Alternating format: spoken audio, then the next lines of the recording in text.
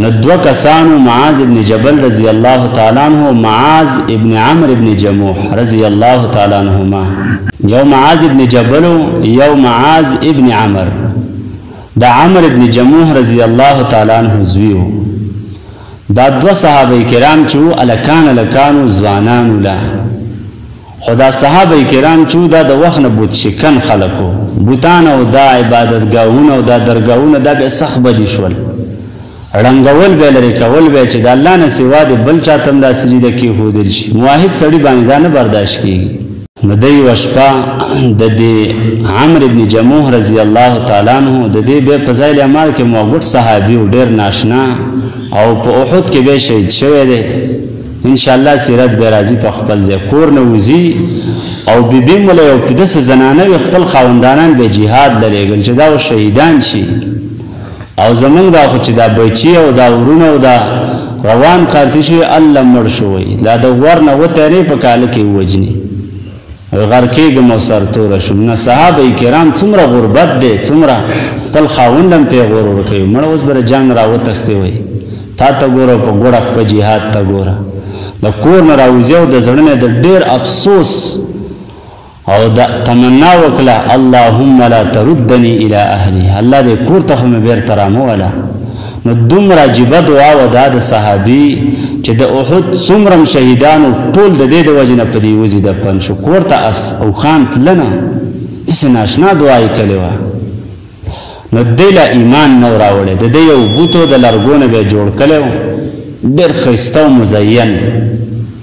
او یو چوک شانتهونو په دې کې به یې ودرولی و. کور ته به ووتم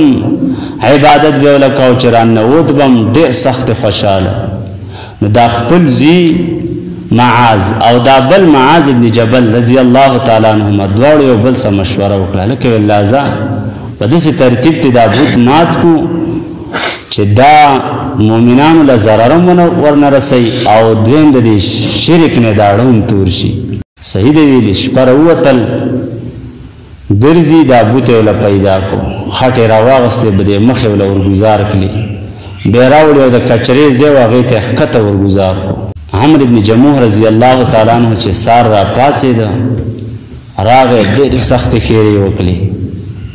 او ویل دا زما د خدای څه چا دا مشرکین داسې قمقلي ګورئ ام ته خدای وایي، ام وایي دا شلول کوي، ام وایي دا کوي دا او دومره نشي کولی چې کله ورته یو موحد نقصان وررسوي دې بوت نو دا موحد د دې مرۍ نه ولې نه نیسي. په دې حیران خو معلومیږي دا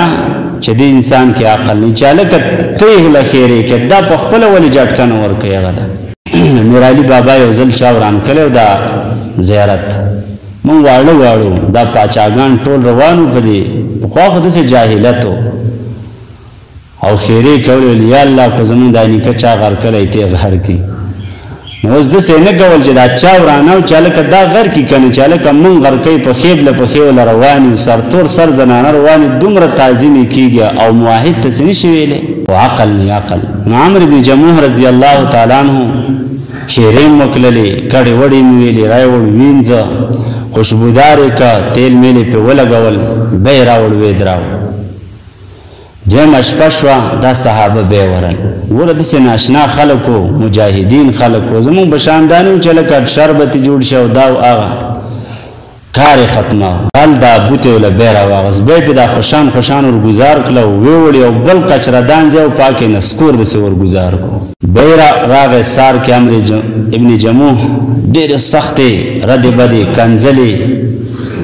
ویل دا زما د خدای نه ولې نه کیني دا څومره بدبخته خلک دی. ډېرې ګډې وډې ویلې بیا یې راوړ معطر یې که تیل خوشبو یې پرې ولګوله خو چې درېیمه شپه شوه یا عالمان وي چې بار بار یې ورسه دا وکړو خو اخر تنګ شو. نو یو ورځ یې ډېر سنبال کو یوه توره یې وله راوړه دا یې وله دې غاړې ته ور واچوله او ویل که په تا کې خیر وي که نه دا څوک دله راځي نو په دې توره باندې ترې را سر وو چې سهار له زه دلته ویدم او که دا نه وي نو ګوره د نن نه پس به زما ستا سم ونه لګي ځکه دوه کسان یا تا له څوک راځي هغه ته نشي منې کولی او زه دې دومره تعظیم کوم عبادت او ستا به نوم صدقې ورڅو تاسې بس دومره کار د پکې نه حالانکې دې ته نه کتل چې ما جوړ کړی د لرګي نه مې جوړ کړی خو بیا هم شرک ډېر ګنده مرض دی. چې درېیمه شپه شوه دا ځوانان بیا راویغسته